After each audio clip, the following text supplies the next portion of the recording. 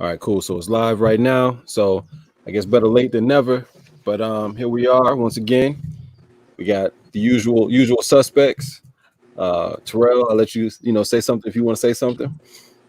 Oh, just hey, glad to be back. All right, Feel said like you it's got been a anything you minute. want? Oh, sorry. Yeah, exactly. Said you want to say anything? What's up, fam? All right. Happy Thursday. And Hank, can you hear us? Happy, yeah, I got y'all. Happy All right. Thursday, everyone. I hope everyone's doing well. It's good to be back. All right. Well, yeah. So, but yeah, Terrell, if you want to finish the thought that you were saying or that you were talking about. Oh yeah, and just to recap for anybody who's coming in, so they had here in Missouri, they had a young lady, 26-year-old white lady, and she in the outskirts of Boondocks, and she left her home going to work 10 o'clock at night. She's going to a gas station. That's where she worked, and she was pulled over by a police officer. And from what I read, they said she ran a red light.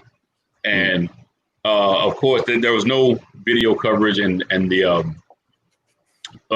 family members and friends, of course, she's a sweet young lady. There's no way she would do anything to escalate that. The people tell. So the young lady was stopped and she was killed. And what I noticed is that there was no media coverage. There was no national news about it. There was no, continued plan of the scene or the cry for justice or help. Like the news media didn't build this up in that community. They haven't covered the family. They didn't, what I'm saying? Like locally, we read about it on the news. It wasn't even like something that was continually played on the local news. Mm-hmm. And my question is why, if it's us, it's almost like they use that news media to ignite us, like they want us to go out there and act up because they continue to, and not saying that we don't deserve to be upset, but they're not doing that to that white lady and her family, and they're not broadcasting it. And it wasn't simply because there was no video of it, because I don't need a video. When I read the article, I was like, hey, that's terrible. And my question is, white people should be just as upset as we are. If what'd you say? It was 19 people, 19 unarmed white people and 13 unarmed black people. Yeah. My question isn't why are black people so mad. My question is why white people ain't. I think, Rel, and I think I had mentioned it to Tim before. When we start talking about everything just being racial, which some of the things, honestly, we understand, right? I think everybody in the chat's in agreement with is they're policing. To me, there tends to be more morality and policing issues. I think this year, and I haven't looked it up, but I heard that guy Coleman Hughes talk about, I guess there was a white guy somewhere in the U.S. who was killed by the police with a knee on the neck. Almost in the same similar fashion. I don't know if any of you guys have heard about it. And there was zero media coverage, just like you're mentioning, Rel. Nothing. So, and it's like I said, to me, it's almost a setup. You show us that it ignites a fire in us of, what's happened in the past, and then people say, well, it's in the past, yeah, but it still look eerily similar. But you're not showing that same thing, like. I can't tell you how many times that I've seen media coverage of a Mexican or of an Asian or a white person being killed on the national news. I'm pretty sure it happens. Right. But we don't ever see any media coverage of that. So it's almost like they feed us this to ignite our fire and then complain about how we react to it. But they don't do other people like that. Or do you think that the reason why they feed it is to get us to react in this manner because it's an election year? It seems like every 4 years something like this comes up, and we have the same kind of characters that come out of the woodworks and push the same narrative over and over and over again. Go ahead, Hank. What you got? Go ahead, Hank. I reject the idea that it's because of an election year, because unfortunately we hear about stories of unarmed black people being killed yearly. It's almost like school shootings. It gets to a point where you turn on the news and unfortunately you're seeing something tragic happen. I don't think it has anything to do with an election year. And then as far as why we're only seeing it with black people, unfortunately, that's ratings. Like, I mean, maybe there's something else to it too, is get a reaction out of people. I'm sure, you know, big picture, maybe that is going on, but also ratings. Like everything is a business, Mm-hmm. and it doesn't have a controversy to it. If you say black man kills black cop kills white man, no one wants to watch that. No one necessarily cares. As horrible as that might sound, it's not going to get a reaction. You're not going to continue to watch that news story. It just doesn't have the same appeal. But when it's a white cop killing a black person, then there's going to be more outrage. There's going to be more people who are going to stay tuned to this story. So it's a ratings thing. It is a business. I mean, it's horrible, but So you're saying that business. a black person being killed by a white person is good for ratings, essentially, from a media standpoint. From a me, yeah. Yeah. Like I hate to say it, but yeah. It goes into what Ro was just talking about. Tim, because I sent you the video of the two black Chicago police officers shooting and killing that white dude in the subway. Right. Ro, Right. did I send that to you? Nah, I Bro, didn't see that. bro, if I could find it again, I'm gonna send it to you. I mean, it is so horrible where all of us would be like there's like nothing you can say. It's like just, and you can tell the guy probably has something wrong with him mentally. And I mean, and it's so bad, the guy actually gets away from the officers. They chase him up the subway thing, and the kind of camera goes off, and you hear one shot, right? And then you hear another shot, and then you start hearing people screaming and all that. And then you can hear in the officer's voice, yeah. And I'm like, that didn't hit the news one bit. Because like both of you guys just mentioned, if we start looking at just all officer involved shootings, and this isn't to minimize the wrongful doing and these unjustly killings that happen, but if they were to put all of them out there, I think it actually starts killing a lot of the hoopla and things where people go, well, you know what? Like I mentioned before we went live, I think it's more of a policing issue. Mm-hmm. It really is, Hank. I mean, if we look like Rel, you and I have talked about some of the numbers, and I was talking to Tim. White people should be mad. Like 350, 360 of them were killed by the police. It's almost like a 1.5 ratio between blacks and whites, as far as what the data shows. And the wrong data, what I believe, that's always they go, well, white people make up 65% of the population and black people make up 13, but that's not an accurate way to assess what's going on. We have to look at those what situations are bringing those on. Yeah. I thought it was actually white people were 25 times more likely to be killed by the police than a black person. You're saying it's only 1.5 times? Because it was like 300 and something to 200 and something, and then Hispanics were down at 100 and something. So yeah, it's not whatever the number is. They should be mad too. But now, are these killings justified, though? I think that's the big question. The question should be, are they justified? Well, it depends on what you consider justified. Because if you unarmed, I mean, the situation can change tremendously. Like when you see the guy took the police officer's taser, what if he took his gun? He was unarmed when it started, then he armed himself. So it depends on what you mean by justified, because by the law, what makes them the judge and jury and execution? Well, but like said before, the cop has discretion to kind of assess the situation and determine whether or not, escalated force is required. And I mean, they have to justify that. The cop would have to justify that, I would assume. But I guess Seth could talk on that more than I could. Well, real quick, I also want to just add, I think what I find to be a problem, and I'm going to give an example real quick from what we've seen in the military a little bit. And then, of course, some speculation, right? So, one, the cops, anytime something happens, they are typically investigating themselves. It's an internal investigation. So, how are you really going to get to justice if you're policing yourself? I just think that's a bad system in itself. And then what I'll say on a military aspect, I think an easy example, we've seen that all of us who've been in the military the last few years, do you remember, our PT test? We have our own people doing our PT test, right? Mm-hmm. And then there came a time when we was like, nah, this isn't working. So civilian people came in and started administrating the PT test. Well, all of a sudden, a lot more people started to fail PT tests. But the standard didn't change. Just the people, the outside agency coming in and saying, we're going to hold you to this standard. And then we had too many fails in the military, and all of a sudden that went away, and we're back to policing ourselves. And then those numbers go down. So I think there's a problem with policing other police. So I'll ask you this, Hank. I don't know what you do in the military. Would you want me to come right now and rate you at your job? Would I want you to come rate me? Rate you.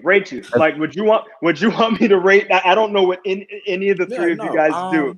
So that's where if you're talking. Tough. I mean, I get what you're going with this. Like, police know police, so you can rate police but we have quality assurance. We have a whole agency who's a little bit of outside of what I actually do, who's going to come in and say, you're doing this wrong or you're doing this right. And, that's their job. So I think police need something like that where it doesn't seem like the blue shield is protecting you. I think what happens too is, so what case law says, right? If you look at the case law, which is Graham versus Connor, that governs the use of force for all police officers in the United States, it basically says what a reasonable officer would do in the same situation, meaning if all four of us are cops. The rating is if Cedric is involved in a use of force that turns deadly or whatever, would it have been reasonable to think that Terrell, Tim, and Hank would have done the same thing, facing the same similar circumstances and similar situation? With the information that the officer known at the time of the incident, not later. And so that's the basis. And so if you guys want to say, well, maybe that needs to change, I'm okay with change anyway. So Hank, what they do in the city of Riverside is we actually have a CPRC, which is actually a civilian review board that looks at our uses of force and things like that in our city. So yeah. So now Keisha asked the question as well. She wanted to know if we thought I think his name was Rayshard Brooks. Yeah, if that was justified or not. Who wants to start? Go ahead. Go ahead. No, you go ahead. Okay. So it's kind of tough for me, but I think the fact that he, let's say he just kept running and he didn't turn around and shoot the taser at the cop, I would say not justified at all. But the fact that he shot the taser at the cop, that to me kind of justifies it, I think, because what if the taser hit him in the face? I know a taser is not going to kill you, but let's say the taser hit him and incapacitates him, and then he goes up and takes his gun, right? And I know I'm playing kind of what if isms, but I think at that point, I will disagree because the bullets hit Rayshard in the back. So once he got shot in the back, I think you're wrong. Like if he got shot in the chest, if you're telling me he turned around, shot the taser, cop opened fire, and those bullets sent him in the chest, then I would agree with you. But the facts support that the bullets hit him in the back. Yeah, well, did you see the video? Did you see the video from Wendy's? So there was two videos that were released. I watched most of it, and then I also saw the reports about the officer kicking him, and afterwards, so you become a murderer even if you did everything right up until you shot. Afterwards, your job is to get him medical help, and if you kick that man while he's literally down, talking about I got him. So you're wrong. I think, like Tim was saying, there's a couple of things floating around because I saw something similar to what you're talking about, Hank, and I saw something else where these officers are actually performing CPR on the guy. That's the dude, and that's why we have to be careful. And I think, Rel, you and I talked about this before too. We get too much information, and so Rel gets some information at 2. I get some at 4, you 6 at 6'8". So now we all got different stories by the time the actual real story comes out. Now, so I don't know. I think I sent all you guys the video that I did with the Gracie breakdown and stuff, where they were asking about the Rashard Brooks case. I don't know if all you guys have seen that. And so when we talk about justified, right? And that saying is just because you could doesn't mean you should. So when I look at that and I've watched it and I've broken it down and tried to put myself in that situation as an officer, I think the situation could have ended differently. And that's why I'm so big on training. I mean, Rail knows I've been wrestling and rolling around with people since 15, 16. Me, I think if it's me and another officer, if we're rolling around on the ground, he doesn't get the opportunity to get up and get away. You know what I mean? We're able to control him to prevent that situation from happening. Now, I think from the civilian side, when people see people get shot in the back, they automatically go, oh my gosh, this is bad, because I think we can all agree someone running away from you can still kill you, right? Yeah. Yeah. Okay, I don't necessarily agree with that. If I'm running away from you, I'm not trying to kill you. I'm running away. So I think the thing too with the taser, a taser is not non-lethal. It is less lethal. And I've heard people say, no, it's not lethal. Well, you got to look at the statistics of, I mean, people have, and that's why I think it's weird, because you know that quite a few departments have gotten away now from this carotid restraint, or what people are calling a chokehold. But if you look at those numbers, if you guys remember, maybe about 4 years ago, remember there were all these complaints about the taser because people were being killed by taser deployments. And that's why, so in our use of force, it says, obviously, you're not supposed to tase someone who's in danger of falling. If there are any known medical conditions, obviously women who are pregnant, children under 14. So that's what I'm saying. We have a whole use of force curriculum as an officer that's playing through in our mind. So when I look at the video, initially, Mr. Brooks tries to shoot the officer in the face with the taser after he punches him in the face. Before he runs, he tries to deploy the taser in the face. And so I always like to ask people when we talk about taser deployments, has anybody been tased? No. Okay, I haven't. I'd imagine it's the exact same thing. I haven't, because I'm like an older cop. So when some of these cops that are going through the academy now have to be tased, I had to get the pepper spray for a couple of reasons. They pepper spray you, for one, so you know if you're in that situation, how you have to deal with it, if you can justify deadly force.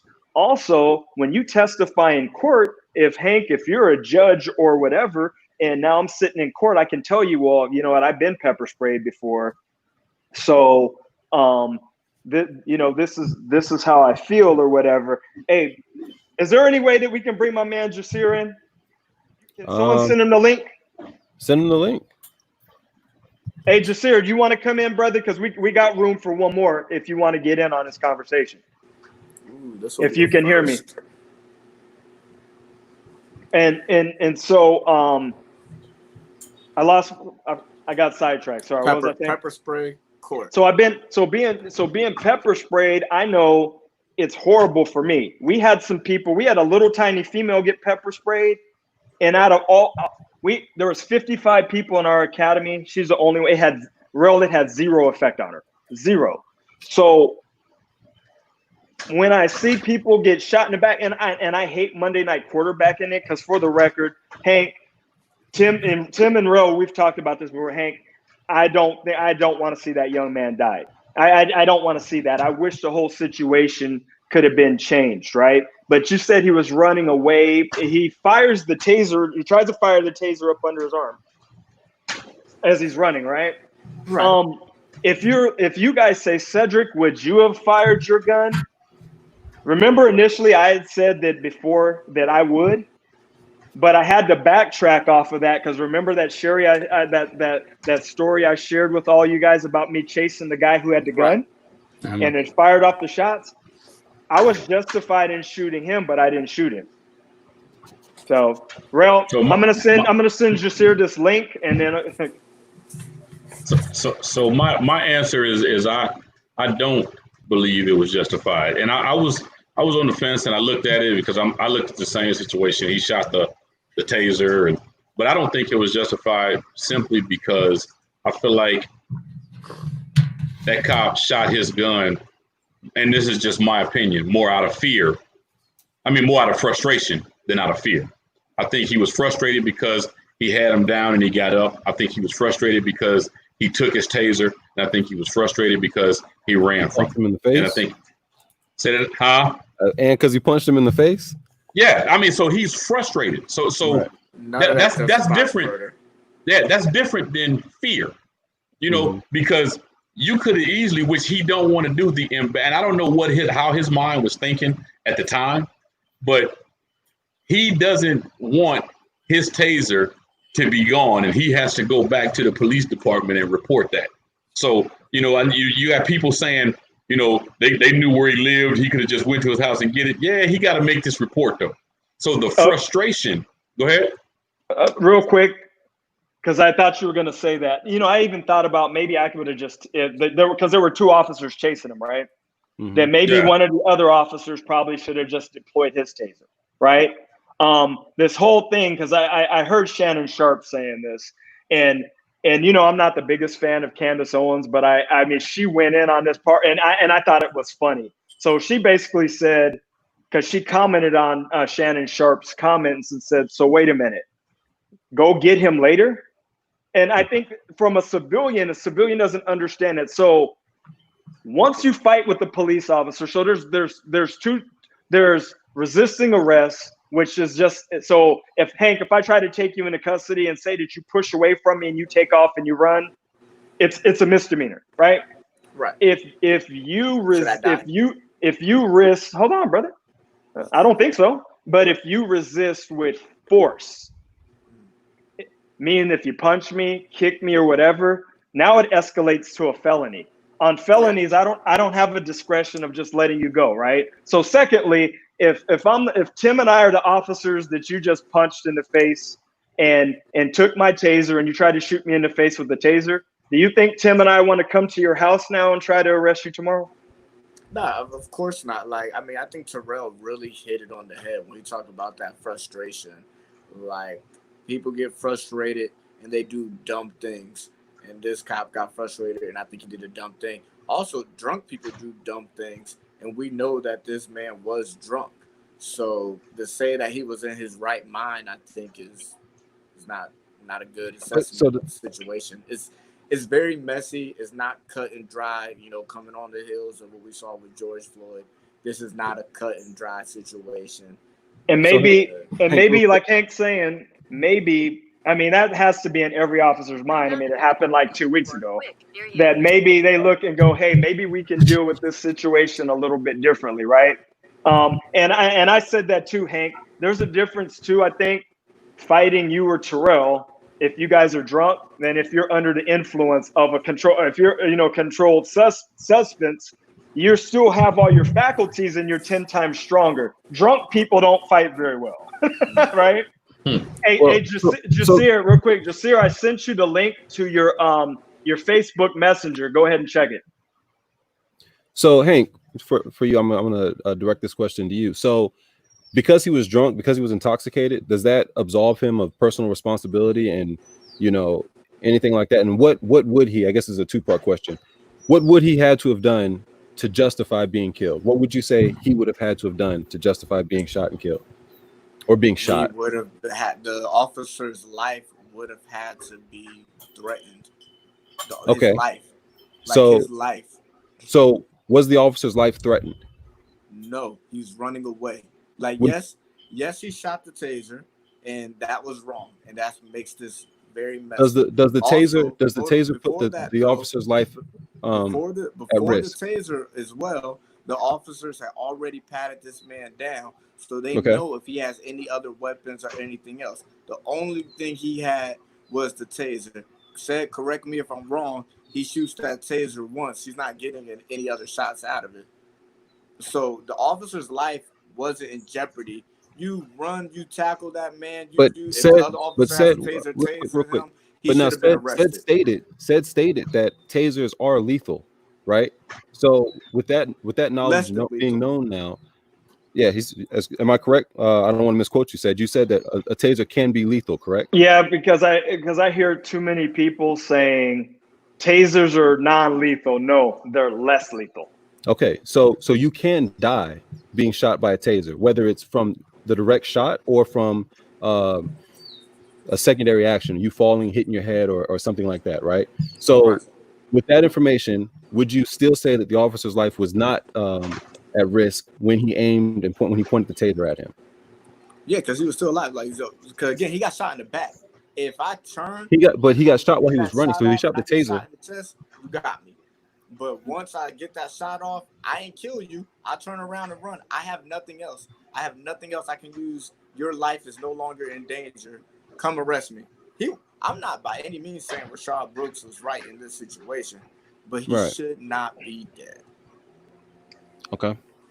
But you do agree that he was wrong, right? Because it just seems like, I mean, Yeah, he's dead wrong. We're not saying that this guy is, 100% absolved of all I mean, wrongdoing. you was drunk in the drive-through line, passed out in the Wendy's. That's not okay. Right. And it's sad. I mean, just talking about it seriously, I always want to put myself in these situations because I think the outcomes can, we talked about Eric Garner and stuff before, could come out differently. So one of my coworkers, we're talking about maybe 15 years ago, he's a white officer. He gets into a use of force with the guy. I believe the guy was white, and the guy actually starts taking his taser from him and tries to deploy the taser. He shoots, and he shoots and kills a guy. Mm-hmm. And they're like, it's justified. You tried to take the officer's taser and deploy it. Yeah, I think it could have been handled differently, just on officers' training. I don't want to beat that dead horse on that, and I'll give Terrell the final word. Like I said, I look at the guy being drunk. I look at they already had him on the ground and they were rolling around with him, and I just look at it and go, "That's my specialty." You're not getting up. We were able to just get on you, whatever we have to do, and then take him into custody. So I don't know if someone wants to get that last comment that was put up. The cop wasn't the problem. He should have complied. I think that's the truth.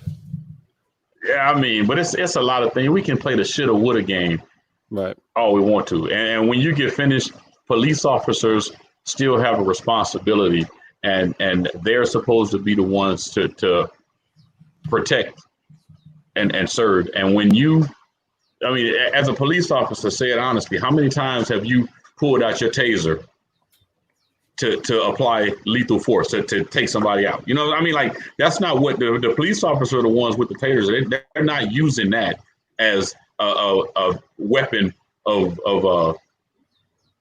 death. They're not trying to kill people with the tasers. Yeah, I mean, I think I had like 4 taser deployments in a month, where I've tased 4 people in a single month. At any point when you did that, did you think those people were going to die? One guy, because he was. I'm talking about by your intention, not just by the person. I'm saying, was that your intention to get? Because if you shoot somebody, you're pretty much shooting them to kill them. Some people say, well, you could have shot him in the leg. I try to explain to people that's not realistic. Legs and arms are moving at all times. You can't just. This ain't no sharpshooter sniper. What's up, brother? Nonsense. Y'all want to introduce the? Yeah, go ahead and introduce him. You go ahead and introduce yourself. Hey, Jasir, go ahead, brother.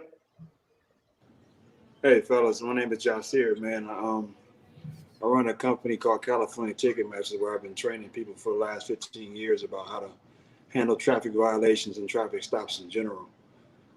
I met my brother in a barber shop out here near where we live. Had a conversation. It was kind of interesting. So I guess this is why I'm on here now. Okay. Yeah, he's got some good perspectives on some things. Mad respect. There's some things that he and I obviously didn't agree on, but I still think I got love for the brother and respect both ways, right, Jasir? Absolutely. Jasir, what is your take on this, man? Since all of us have kind of been roundtabling it, what's your 2 cents on? my take on it, man, is it's similar to everything else that we've been seeing. Like as a whole, you just don't see it's happening to other people. And there's other ways this can happen. This can actually take place and be ended without having someone die. Like, I don't understand that. I will never get that. Like, I've never seen this thing. At least we don't see it as prevalent as we see it against us. I've seen Caucasian people and other races just talk crazy, do whatever they want to do, run, kick, bite, scream, whatever, but nothing happens to them. I got a question for you real quick. What's that? And then you can finish it. So I think what happens, and we're 5 black men, right? 5 of us, and all of us, our actions. Terrell is in. So Jasir, my man Terrell, we were in the military together. He's actually in St. Louis right now. I think the rest of us are in Cali. So Terrell, if Terrell does something in St. Louis, his actions are independent of mine, right? You agree with that? So there are 850,000 police officers for the entire United States. So what happens is we'll see a video of a police officer, let's say New York, right? We'll see NYPD kills someone for whatever reason, right or wrong, whatever we believe, it kills someone. Then we'll see another video surface in Seattle, Washington, or Oregon, where you said that the cop chases a guy around or the guy chases the cop and the circumstances are different. And then they go, see, that wouldn't happen. But I think the only way, and I'll give you the floor, the only way that we can give an accurate assessment of the standards is if the same police officer in New York who shot the one guy doesn't shoot this guy under the same set of circumstances. Am I making sense? Yeah. Can you hear me, Jasir? Go. Yeah, I hear you. Oh yeah, okay. I hear you, but at the end of the day, man, I mean, we've had this conversation in the barbershop, so I'll just have it now. Like, I don't know what's the ecosystem here that I'm in right now. I don't know who's cops, who's not, all that good stuff. Yeah. But not cop. Yeah, not a cop. Okay. There's only one cop here. Okay, so again, I'm speaking from a perspective of me growing up in South Central Los Angeles. I'm growing up in the 80s, the NWA era, where we get pulled over for no absolute reason besides we got a hat on that they don't like or they think we gang members. My cousin was shot and killed by a police officer. My stepbrother was shot and killed by Inglewood PD. And for doing nothing but putting his hands up and backing down the stairs and almost fell. When he almost fell, he shot and reached and killed him. Like, there's things like this that I'm speaking from experience. This is not me speaking from experience from a cop's perspective, but from a person that's a civilian that has been harassed, that has had people killed by these same police departments with no excuses, with no reasoning for it. So we know that this disproportionately does not take place in other people's arenas or neighborhoods. In a neighborhood I live in right now, you don't see police. And you don't see the harassment like you see on Crenshaw Boulevard. It just doesn't happen over here. It just so happens that in our neighborhoods where we populate, they got to keep the natives in line, and that's their way of doing it. And they know they're doing it like that guy you guys were talking about. Come on, man. Y'all could took this dude down. Come on, man. Just knock it off. Again, he ran. He pointed the thing at him. But I've seen people wave guns at police that's right that don't get shot. Literally wave guns and walk away and just go to jail. The dude who shot these people in the church got picked up by the police and just carried off and had a Burger King burger on the way to the jail. So, like, come on, let's keep it 100 here. So let me ask you a question real quick. So me, because I was working when the whole thing when Dylan Roof happened, right? Because you just talked about the guy in South Carolina. How do I bear any responsibility of what cops did in South Carolina here in California? It wasn't me. You see what I mean? It wasn't me who did that. No, it wasn't you. I get that. But again, black people are labeled by basically a few bad apples of black people. Cops label us based by a few bad apples of our particular race. So what's the difference between we being labeled and y'all being labeled? The difference is that your job began by slave catcher patrols, and we've had this conversation. And that information, we can talk about this off the record. I researched it. Your information is incorrect. And I send you. I don't know what you found, brother, but I have the actual proof of it. Trust me. We can talk about it in. We can talk it offline. I mean, because I'm about sources, and so if you can send me a vetted source, because I can definitely send you a vetted source. So you're telling me that police officers didn't begin by slave patrols? Is that what you're saying? That's what I'm absolutely telling you, because it started in England and the North. And so the North actually adopted it way before the South. So we know that the North didn't have slaves, right? So the South, the North did have South slaves. were, the North did have slaves. Listen, the South were using police officers as slave patrols as well as the military as well. The military as well. I'm gonna send it to you. Give me your email. I'm gonna send it to you. We can come back and have this conversation with the proof on the table. But trust me, the North has slaves. Technically, the first slave state was Virginia. That's in the North. So New York, Wall Street is based upon the slave trade because they have slaves in New York. But so let's say that when you trade on Wall Street, you're trading actually slaves. That is where that stuff began. It spread down into the South. It didn't start in Louisiana. It started in Jamestown, Virginia. Okay. So the people so now let's say that that's true. I mean, let's say that it is true that policing started with slavery. I mean, as far as like today, right now, I mean, why does that matter? I don't know what it has to do with anything. Because that same mentality carries into what's happening now. Remember, black people like yourself, bro, you couldn't be hired as a police officer at one time in life. It was very hard for you to get on if you could. What does that have to do? Now that I can, what does it have to do with now? Like I won't say that. Yeah, that's saying a lot because we couldn't have been in the military. I mean, there's a lot of things that we couldn't have done. Right. So we've definitely progressed. I mean, I think that's a testament to the fact that we've progressed as a country. I think we're in a way better position now than we were, 100 years ago, 200 years ago. I think. Profession of people who enslaved, helped to enslave my people that look like you and me, that we call ancestors. I don't call that progression. I just don't. So you don't think there should be, so you don't think there should be any black police officers? I'm not going to tell anybody what to do, but I would never be one. And I had a chance to be one a couple of times. Right, but my question is, I mean, the point of it is if there's no black police officers, then what you say has merit. Because basically what you're saying is if you become a police officer, then you're a sellout. Is that fair? And that's very fair. Yeah. So how do you plan on changing? I don't agree with that one. Yeah. I don't. Nobody agree with what I said. Trust me. I have a question for you. So how do you plan on changing policies and issues with policing if you don't want to become a police officer and be the instrument of change? Like, it just seems like, how would you ever solve anything if you never joined an agency that you thought was out to get you and they're giving you the opportunity to join? It's like saying, I want something changed. You have an opportunity to talk to the president and you decide not to talk to the president because you'll be viewed as a sellout for talking to him. This is very backwards thinking, I think. No offense or anything like that, but it's okay.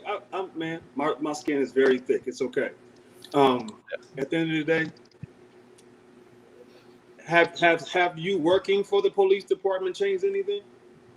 Because we're still being killed. So I'm just saying, have you working? Because I have cousins that work for the police department. So hold on. Do you have an expectation that we're going to live in a society where nobody's killed by the police? Is that realistic? Just seriously, is it realistic? That's not my point. It's going to happen because you come in confrontation with people who have guns and people who are criminals. So it's going to happen. That's not the point I'm making. The point I'm making is that there are more white people in America than there are African Americans. There's only 40 million of us out of the 350 million people in this country. But you're telling me that we're disproportionately being killed more, and you guys have more numbers than us? We are not. Well, here again, and I can send you a vetted source if you like, because obviously you probably haven't researched this, my brother. We are not being killed disproportionately more. I don't know. Maybe you just came into the podcast because we just talked about this for about. That's why Hank's kind of shaking his head because we're beating this again. We just went over a whole bunch of numbers that would 100% dispel anything that you have to talk about. Wait a second. Yes, I'm shaking my head, but I do think we are disproportionately killed by the police. I do want to say that is my belief. Yeah, How? I would say how. I would just say numbers, like, but I don't have numbers in front of me, so I So don't I'm want gonna give you to some argue numbers it off my head, and then without the numbers in front of me. roughly 350 whites. So UCR codes were not posted for 2019. So 2018 UCR codes was like 350 something whites, 234 blacks in 2018 killed by the police. I hear you, and I mean, I respect your opinion on it, and like I said, I'm not going to debate that part too much because I don't have any numbers in front of me to argue that point. It is a belief. It's my personal belief, I'll say. So if those numbers that Seth just gave you are correct, would you retract your statement, or would you still hold fast if you believe the numbers that he gave you? I would want to look at multiple sources. I wouldn't want to just take one source like Okay, anything else. let's say all the I sources don't show want the to take exact one same source. numbers. Would you retract your statement, or would you still believe what you believe? I guess my question is there any evidence that would ever change your mind, or is it always going off of just what you feel? No, I mean, I definitely think there will be evidence, but I would really like to take the time to research it. I wouldn't want to just pull one source. I would really want to sit down and do more research. Well, Hank, and then I'll give Jasir Terrell. So there's only one source you really need to look at. There's an FBI database and DOJ that keeps all statistics on everyone who's shot and killed, even police involved and civilian involved. There's statistics that show this every year, and the numbers are the numbers. So it's But not even in typically. that, I would question the shootings. Like, I would want an account of each shooting, like how many of them are justified, how many of them are unarmed, like what's happening in these shootings. Are we talking about people shooting it out with the cops and getting killed? And then you have people like Rashard Brooks, whether you agree whether or not he should be killed or not. But that wouldn't I'm change just the saying, there's numbers, so though. many The different numbers would still be the same. circumstances. Just looking at pure numbers, I need more details. But Tim just said it wouldn't change the It numbers. wouldn't change the numbers. The numbers would still be the same. So Right, but my point is, there's something to be said if you get killed because you are actually threatening a cop, versus if you get killed and you have your arms up in the air and you got killed just because you're black. I agree with that 100%. So me and Hank, I've always said this because before Jasir got on here, we said 19 unarmed whites and 13 unarmed blacks, and that's why Terrell said white people should be pissed too. Remember, Terrell just said that white people should be pissed too. But even when you say 19 whites, 13 blacks, the first thing that goes to my head, there's a lot more white people. So if the numbers match, like, I don't understand. But we can't just go, we make up 13% of the population and do that number. So I'm gonna give you an analogy that will make sense. My man Terrell here was a hell of a basketball player in his day. I don't know how this brother did not end up in the league, but so I'm sure that Terrell was ranked. He was ranked at one point in time, right? So Terrell would, if just for numbers' sake, if Terrell was ranked number 1 in high school, he's ranked amongst high school basketball players. He's not ranked against me because I'm not playing basketball. Does that make sense? So when we start going, oh, well, the number of black, no, we have to look at the number of people. We have to look at a couple of things. We would have to look at the number of people that are committing crimes too, wouldn't we? Because wouldn't that have something to do with police interaction? Because we have simple numbers. We can say that 19 whites and 13, they were unarmed. And let's just say for whatever, all of them were bad. All of those are real bad. Quick. So you're talking about committing crimes. Do you have to be committing a crime to actually be stopped by a cop? You change the narrative. That's not what I'm talking about. Cop interaction without committing a crime and still be killed. But we're only talking about shootings right now. We're not talking about police stops. Because right now you're saying we're dealing with the numbers, concrete numbers that we have on the books for numbers of whites, blacks, and Hispanics that are shot and killed by the police. So Tim's question was, if the data is correct, And like people saying nope, the only people that will say no is people who haven't looked at the numbers. I mean, I wish they were different, to be honest with you. I mean, but the numbers are what they are. Now, if I you mean, guys want to say that the that FBI is and something that DOJ makes I up think the is numbers, worth then I mean, investigating. But off the top of my head, the first thing that comes to my mind is probability. And when you're talking about probability, I'm just talking about the amount of white people, amount of black people, amount of whoever. And then when we talk about how many people are being killed. So if you say 19 white people, 13 black people in 1 year, in my head, I think there's much more white people, a lot less black people. How come the numbers are relatively close? So now Just I will agree with probability. you, Hank. I do believe that proportionality, you have to take that into account, right? So if there's only 34 million black people, right, or 12% black people, and there's an equal amount of black people killed by cops and an equal amount of white people killed by cops, or even just slightly different, you do have to take that into account and look at that. That would be a problem, I think. Because you have Right. one group that makes up That's what I 65%, the think. other group that That's makes what my 13%. point is. I think, But and it sounds like he would agree. so that's why I'm asking, because I've heard different numbers as far as like unarmed people dying. But Yeah. if it's 13 and 19, then that is really close, and that is kind of alarming. But then you have to look into, well, what is the reasoning, right? Is it because Right. the police themselves are actually out to get black people, or is it because black people are committing more crimes? And Right, that's but what we have to again, you don't have objectively to look at. commit a crime to be like. Again, I guess the easiest example I can think of is when people talk about stop and frisk in New York.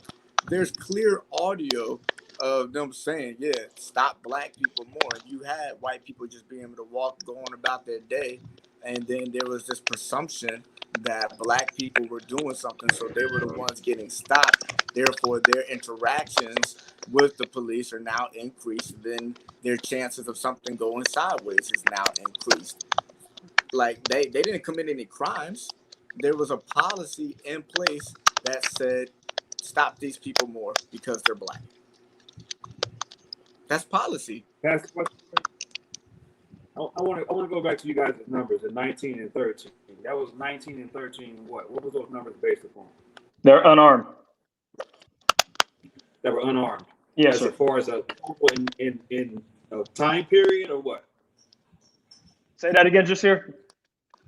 Was that based upon a time period? Like Yeah, a that's year, all. 6 months, That's all. That's all of 2019. 2019. So I mean, he kind of said what I was about to say, but if you take that number based around the 40 million less of us versus however many, double probably what we have in this country, probably triple in this country, isn't that like alarmingly close or higher than the average of us being shot versus them? Like, wouldn't you, if it was even, if it were like 100 million and 100 million and it was 13 of us and 19 of them, okay, you might have a point. If you But got I less than think 40 million people and 13 of those people be shot, but only 19 of your 200 plus million are shot, that's kind of lopsided. I agree with you, but I'm going to piggyback off of something Tim asked, and nobody has answered it yet. Is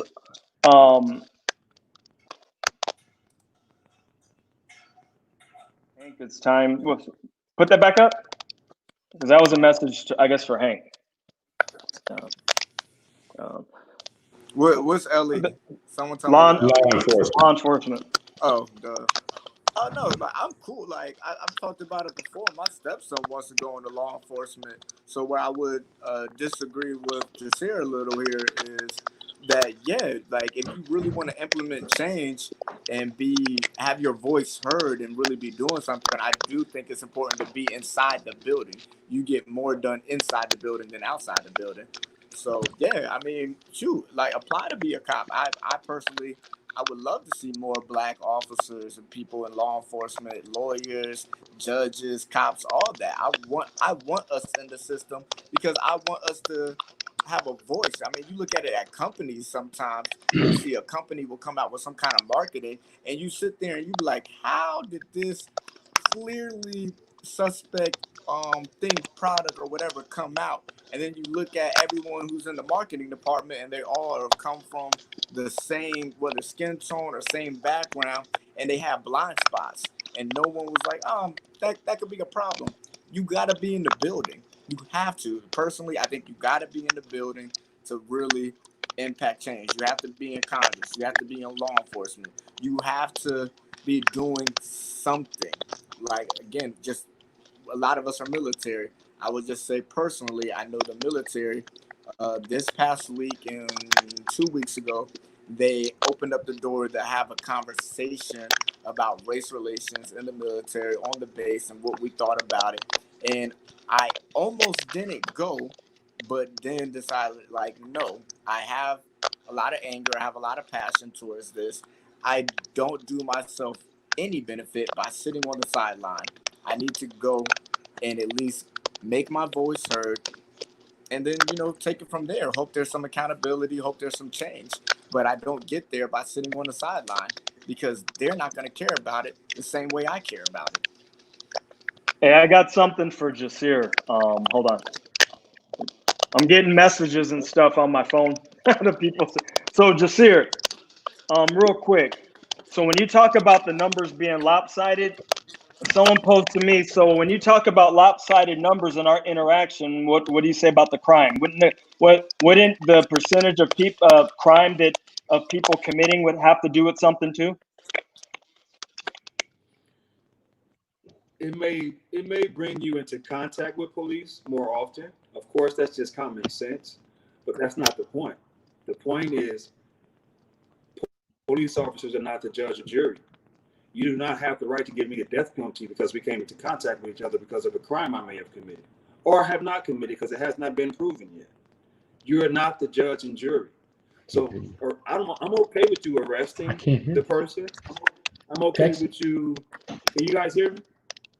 Yeah, there's some feedback on somebody's. Can you guys hear that? I Jasir, can. do you have headphones, brother? Do you have headphones? Jasir? Do I have any? Yeah, I got some. You want to put them on? Yeah. If you could throw some headphones in, I think we're getting feedback from your phone. I'm gonna mute you real quick to see if that cuts out. Yeah. I thought I was the only one hearing the feedback. I'm gonna tell you something, man. While he's getting that together, and this is why I a lot of the statistics that people throw out. So we've seen examples of them arresting a white person who's committed a violent crime, and it's to the extreme, but they took them to Burger King and they escorted them. So no matter what those numbers are, you know that the comfort level for some police officers in Black neighborhoods is not where it should be. So maybe they're handling the situation a little bit different because of that uncomfort that they feel. And I mean, crime is going to be crime, but I agree with Jasir from earlier, man. All of us can't be thrown into the you look guilty or you fit the description every single time, and that's what it appears. Sometimes we fit the description and those numbers don't even get reported. But when you have someone of a similar background as you that's a police officer and they're going to arrest you as a white person, it's not that they're comfortable because the situation could still be very tense, but they're more comfortable dealing with their own people. And so when you put that, go ahead. I was going to ask you a question. So would you say the same with having more Black police officers? It depends on what type of police officer it is. It depends on his comfort level in those situations. A lot of times, man, we get a bad break because somebody's uncomfortable. And that leads back to what we talked about earlier. Somebody gets frustrated. You sick of this person talking to you or making you feel inferior or making you feel scared. So when you feel scared and when you have fear, that means you're not equipped to handle that situation. But they can go and handle a mass shooting, or they can go and handle, because for you to think that just like they had the crack epidemic, they got this meth. You don't see, and people say, well, crack was so dangerous. Have you seen a meth head? Have you seen what it does to those people in their communities? Have you seen any outreach or war on drugs against the meth? They don't do that to them. With so when meth, you talk about, don't you get 20 years if you have meth? Just you get the same sentence as crack, right? well, they changed the crack laws, man. I mean, if you want to go there, they after 30 years of this 100-to-1 disparity, they finally changed the laws after they took people get the, well, don't do the crime. Okay, yeah, but it's gonna be criminals. And people break the law all the time. You know, whether it's a drug case, whether it's white collar. So that the ignorance of that to me is because it's so simple. Don't do the crime. Yeah, okay, we got that. But the crime was done. But what gave them the right to make a law that was geared just toward those people? They haven't had. Have you ever heard of the meth law? They had the crack law. So I thought the crack law was also written. I thought the legislation was written by black people, right? Wasn't it black legislators that wrote that, made that into policy? I don't know about if they were black, but it was the Democratic Party that put that in. But also when it comes to black people, it's not just the color of your skin, man. It's your environment. It's where you grow up at. It's where you come from. It's not just, you know, just like we discussed, you're black and I'm black.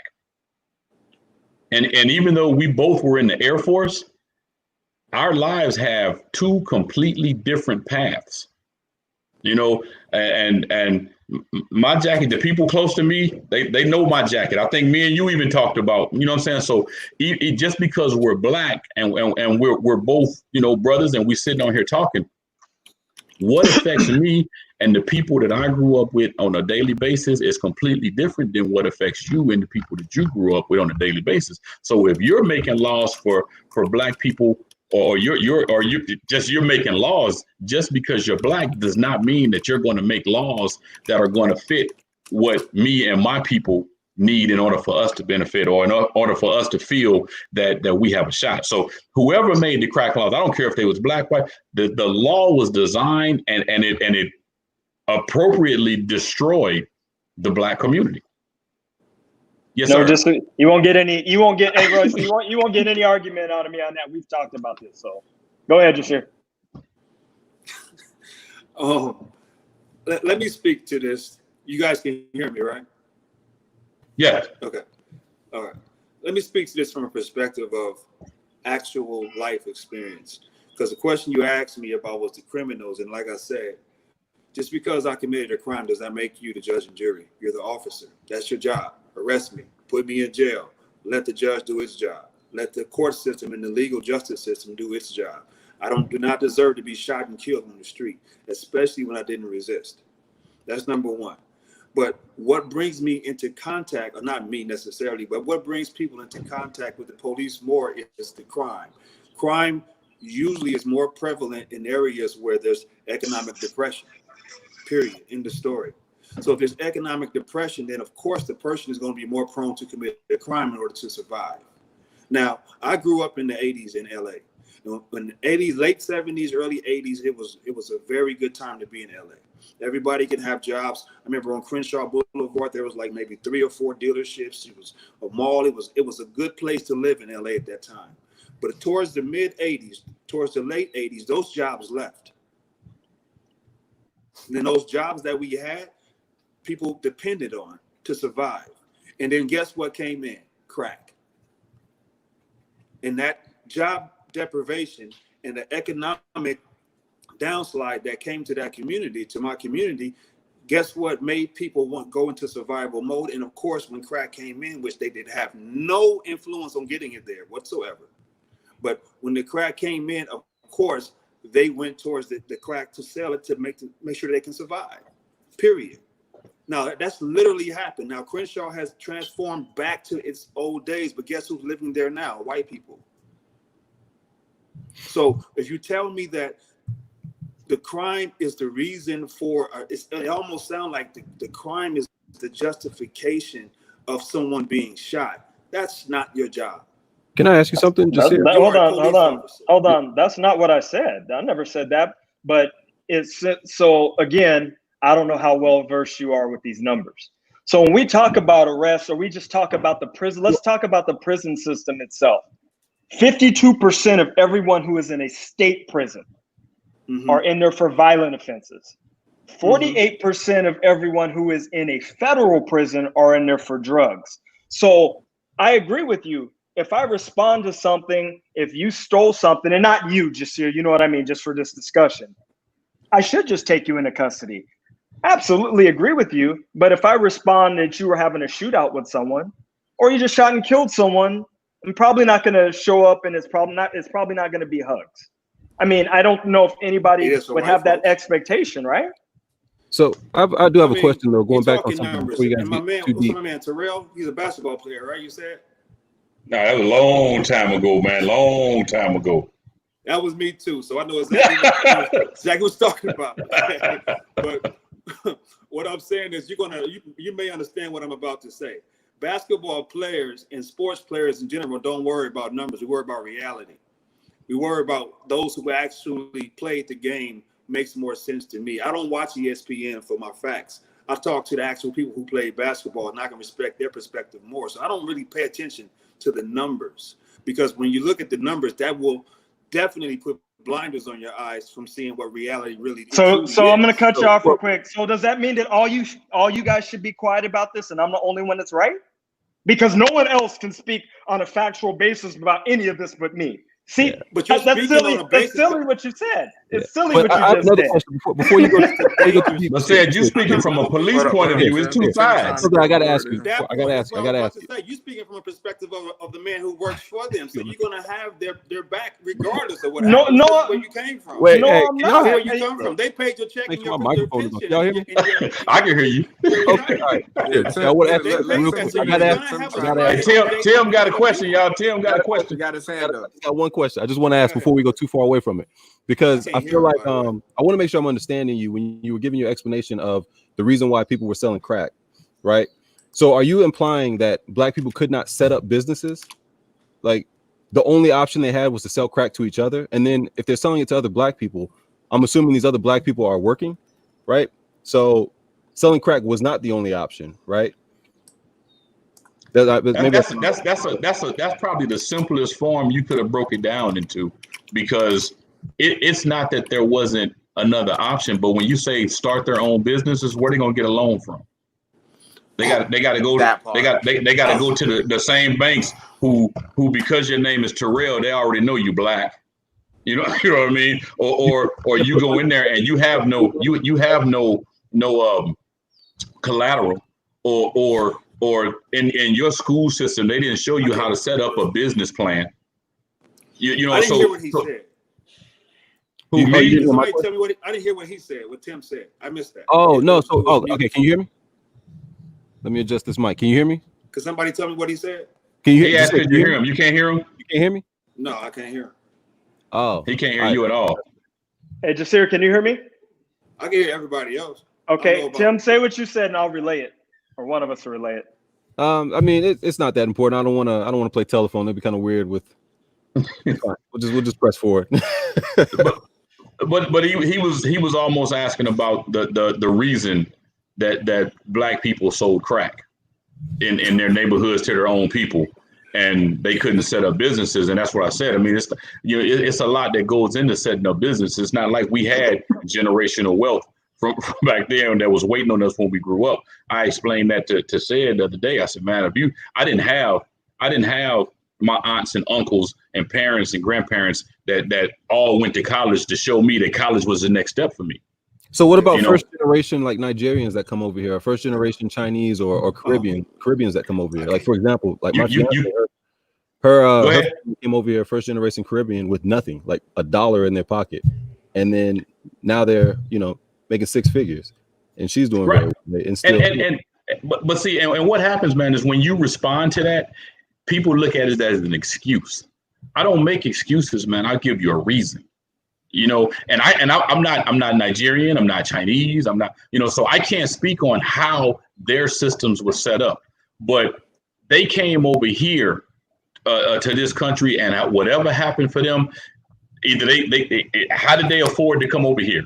Because when I came up, I could barely afford to leave St. Louis, let alone leave the country and go somewhere else and set up shop, because my family wasn't set up like that. So just the fact that they left their country says to me that they had an opportunity to go somewhere else and set up shop. Did they come here flat broke with nothing? Yes. Or okay, so how did they get here? They hid away on a boat and they got here.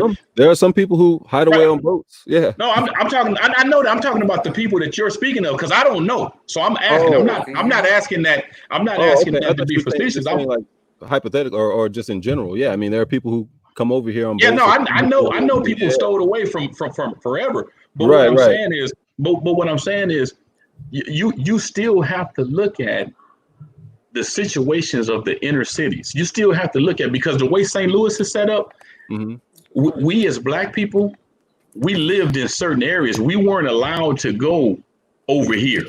We were, somewhere 15, 20 minutes from downtown. And like I told you, we had a desegregation program. I'm 47 years old, man. We had a desegregation program when I was in elementary school. So that recently in the 80s, we were still being bussed out to the suburban schools. So the system, I don't know that Asian people or that Nigerian people went through that when they came here. I don't know how their situation was set up. I don't know how they got their money, but I can tell you right now, I can guarantee you all of the Asians that came here ain't all living by the law. All the Nigerians that came here ain't living by the law. They break laws too. They sell drugs, they kill people. Go ahead. Yeah, real quick. I want to respond to this right here. She was asking, if they get money for businesses and stuff like that. So I just want to put a plug out there for people who may not know. If you go into the Small Business Association right now, 5% of government contracts are set aside for minorities. 5% of government contracts are also set aside for females. There's also another 5% of government contracts that are set aside for veterans. So if you are a Black female veteran, you have 15% of government contracts set aside. You can also get loans for being a minority. SBA.gov. Just want to put that in there. All right, go ahead, finish. Good plug. Yeah, that sounds like a commercial. I just want, because I hear a lot of people saying that Black people can't get loans. I just got a loan for a business that I'm setting up. I'll talk about that a little later on. But I've gotten loans to flip houses. So you can get loans by being Black. It's not a. But you're talking now, Tim. I'm talking about the whole way coming up. Like you was asking why. If you saying why in the crack academy, we all the way back in the 80s. I think what it boils down to is just, even amongst ourselves, we all grew up differently. Terrell, you know my story. I got astronauts and everything in my family. Everybody in my family, my aunts, uncles, everyone has gone to college. I don't know what it's really like to be poor. I can be honest with you on that. We've discussed this. You and I have shared many stories and stuff. My upbringing is totally different. Went to private school part of the time, all that stuff. I've had a very good life, and I guess I can't understand some of the plight of maybe what you or Jasir have gone through growing up. It's just, we've all just grown up. I think Tim and I have grown up similarly, in comparison to you two brothers. And I don't think there's anything wrong with that. Just our experiences are different, and I think it's shaped our mindsets differently. Yeah, Jasir has something. Go ahead, Jasir. Yes, thank you, brothers. I appreciate it. You can hear me now? Yeah, I can hear you now. Okay. Yeah, I can hear you now. I don't know what happened. Brother, you actually hit it. I was going to say that too. It's a difference in background to me. But that's to me that's a benefit and it's a danger. So going back to what we were talking about previously about, is it wise for someone to join the police department? When we come from different backgrounds and you can't understand me, just imagine now what a white person sees when they see us. You're Black and we having this conversation right now and it's not in line. So imagine in an intense situation on a dark, crowded street. That deserted street, you're being pulled over with disco lights behind you, and this man comes tapping up on your window with a gun. It doesn't look like you. It's going to be a very fearful situation for that person in the car. And it may be even fearful for the officer because he doesn't know what you have. But if he doesn't understand you, how is he ever going to give you a fair shake? Are you saying that like he doesn't understand just like the way you speak, or he just doesn't understand your past? He doesn't understand package. who you are, the whole thing, the whole package. He doesn't understand nothing about me. The only thing he knows about me is what the news and media has put out about us. And not everybody in the ghetto, not everybody in those neighborhoods are that way. But when he walks up to you, like for instance, I was in Beverly Hills. This is notorious. Beverly Hills is notorious. West LA notorious for if you drive through those neighborhoods, they're gonna stop you. And they're gonna ask you main 3 questions: where you going, where you coming from, give me your driver license. Those are the questions they're gonna ask you. Like, what is your business of knowing where the hell I'm going and where I'm coming from? Did I do something wrong? Is the question. Yeah, and so now they're just pulling you over for no reason at all. They just stop you.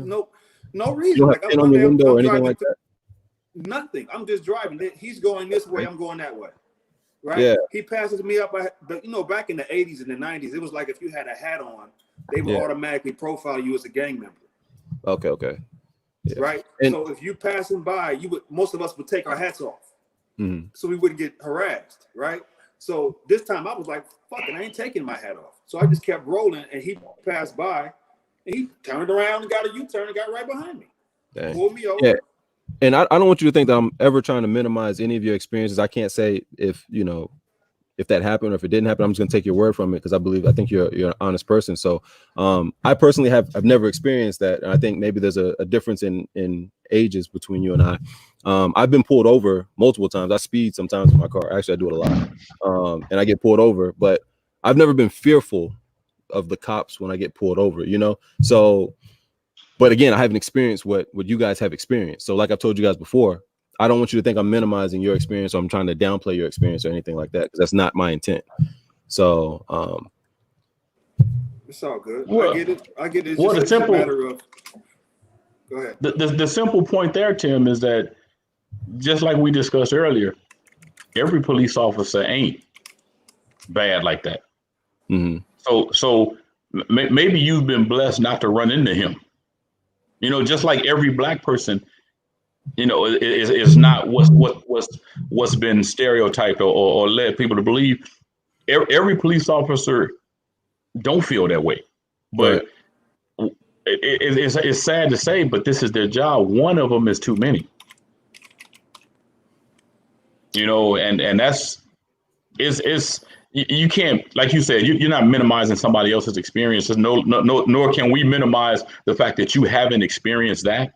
But it's you weren't raised that way. You weren't raised in those situations. Like you said, you didn't grow up like that to understand, or see some of the things that we had to see in our environment, right or wrong. And people say, if you don't commit the crime, they won't stop you. That's not true. Right. Said told us last time we talked that they can pull you over because you ain't got enough tread on your tire. How he can see that going 30 miles an hour, I don't know, but he can figure something out by the time you get up to the car if he really want to pull you over. You know what I'm saying? I mean, so they don't have to have a reason. And I saw somebody say, you don't have to answer those questions. Well, that's where we get into trouble, is when we know we don't have to answer those questions. And now we a smart ass. Right. You know what I'm saying? And now we're not being compliant. And now then we resist an arrest because we don't have to answer those questions. Now we think we uppity, you know what I'm saying? So it's easy to say when you're not in those situations, when you're not carrying that bag, so I can't tell somebody else what they can do in the shoes that they walk. But if you want to feel how I am, then you have to walk in my shoes. You have to go through what I've been through. You know what I'm saying? Because I know what comes up if they pull me over.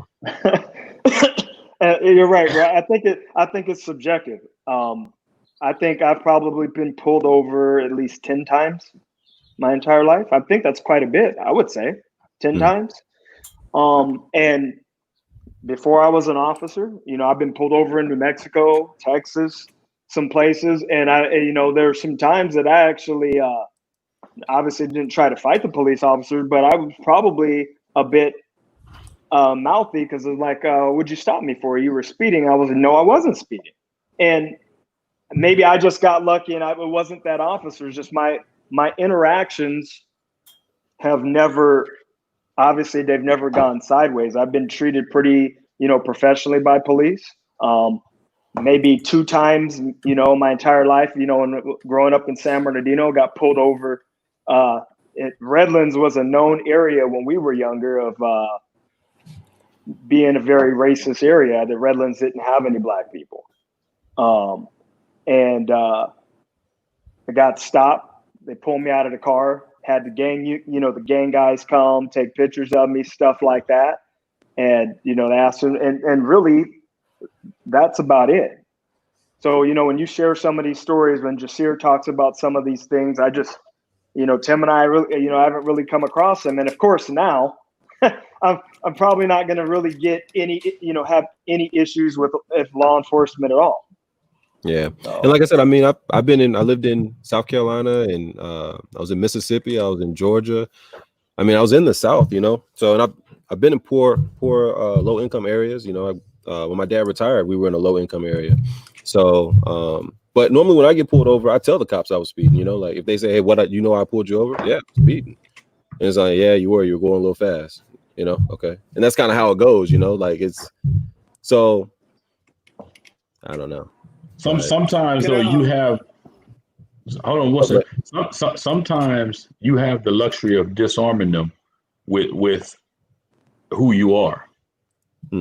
When some of us don't even get that opportunity because of what we look like he said, because we got a hat on, or because we got a beard, or maybe we got a gold teeth in St. Louis, or a chain on.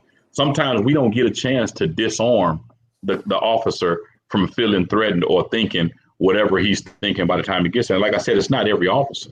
So do you think, answer this, do you think that they would, because we were talking about obviously issues with blacks. So do you think that there's a difference that a cop views black people? Maybe if one has a tie on and has a hat, or maybe one articulates better than the other, that diffuses the officer?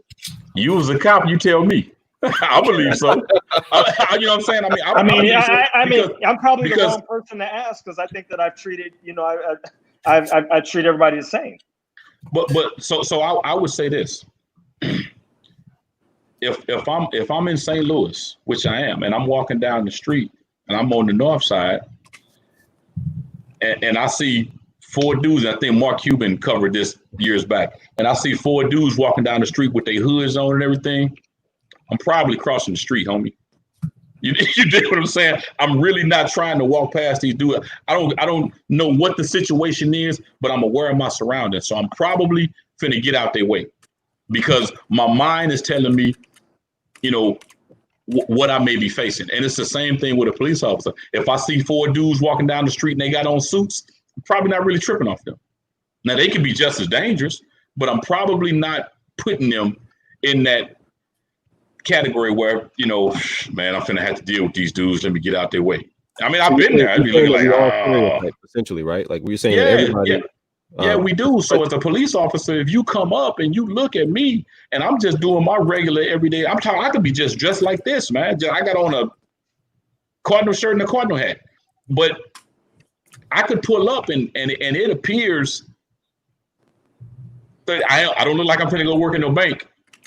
Now, why is that? Now, why is that stereotype associated with that type of dress? Why do you think that is? I don't know. They sell them at the stadium. You hear me? I mean, this is. You said if somebody's wearing like a let's say somebody's wearing a hoodie and a hat and they're wearing baggy jeans. Let's say they're sagging their jeans. They're wearing a red hoodie and the sagging. Well, gang culture and hip hop culture has identified us as one group. So I mean, and you have young white kids that dress the same way. Right. And a lot of them probably start getting the same things because they don't realize that they're a little young white kid from the suburbs until they actually pull them over and see their ID. And then they're going to ask them, man, what you doing down here? So you're saying that there is a description that is associated with a certain type of behavior, right? We would agree to that, right? I would agree to that. No. And that behavior, you don't agree with that. Okay. So now with that behavior, right? It's a certain group of individuals who are portraying that behavior, right? Would you say there's some truth to that stereotype? I mean, you can, but I mean, you can do that in just about anything. I mean, you can say, I mean, just because all the pedophiles is white business dudes, am I supposed to automatically assume that every white business dude I see is a pedophile? Well, okay, so let's say let's go with that scenario, right? Right. If there was a daycare run by white business dudes, and every white business dude, going by your analogy or your scenario here, is deemed to be a pedophile, would you send your children to that daycare? But I didn't say deemed to be. I said, just because, I mean, so I'm supposed to change. I can't support my city or my team because the police officers think I'm a gangbanger or because I'm a criminal or what have you. That's kind of naive. Well, I guess the point that I'm trying to make is that it seems like we're putting the onus on the police to not have any type of bias, right? But we're not there's no responsibility given to the community for portraying that type of activity. That's their job, ain't it? Ain't that their job? But you're always going to have bias, as we just said, as you talked about, like if you saw somebody, you said walking down with a Klan outfit on. But a police officer is supposed to be held to a higher standard. Yeah, but they're still humans, right? So we all have prejudice, right? But that's their job, though. I'm saying it's just like everybody has prejudice, but including me. But who am I to portray my prejudice, my insecurities, which is what it really is, or we call it what it is. Who am I to portray my insecurities on other people because of what they appear before they? I know what I'm dealing with. You think that criminal profiling someone, because that's what it sounds like, that's an insecurity? Yeah. You think that's an insecurity? I think I think if you come up to me as a police officer, and you can look at me or you can talk to me and you think that you can tell what my background is or what I'm up to, I feel like you're insecure if you're, because all you gotta do is find out. All you gotta do is ask. Well, let me ask you this. Let me ask you this. So let's say you're a police officer and on a daily basis you come encounter with 30 criminals, and 29 of those criminals all wear red bandanas, baggy jeans, and a red sweater that says they have the same logo, right? Would you at some point say there's a pattern here? Individuals wearing this are probably affiliated with this organization or this gang. Do you see what I'm going? That's possible. Right. Okay. So now you have a prejudice, right? You're prejudged. You're profiling, right? You're saying, okay, anybody wearing this is especially in this area, they're probably affiliated with this gang, right? So whenever I come in contact with anybody like that, I'm going to assume that they're probably a gangster. Would you think that's your assumption? Have you ever left the house dressed like you dress right now? Yeah, but I mean, my shirt says six-figure investor.